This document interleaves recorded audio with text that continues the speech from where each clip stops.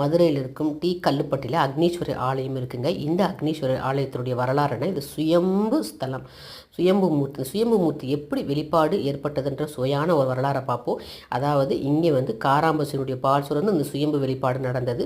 இங்கு மாடுகளை மேய்க்கொண்டு இடையர் என்ன பண்ணுவார், மாடுகளை மேய்த்து கொண்டு வீட்டுக்கு வந்துவிட்டு பால் கறக்கும்பொழுது இந்த ஒரு காராம்பசு பால் பசுமாடு மட்டும் பால் இருக்கவே இருக்காது.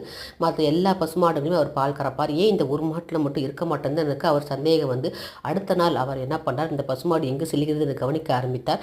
மந்தையிலிருந்து அது விலகி தானாக சென்று ஒரு மலையினுடைய 2 பாறைகளுக்கு நடுவில் ஒரு இடத்துல பால் சுரப்பதை பார்த்தார். இவரும் பின்னாலே போய் பார்க்கும்போது அந்த இடத்துல ஒரு சுயம்பு இருப்பதை கண்டார்.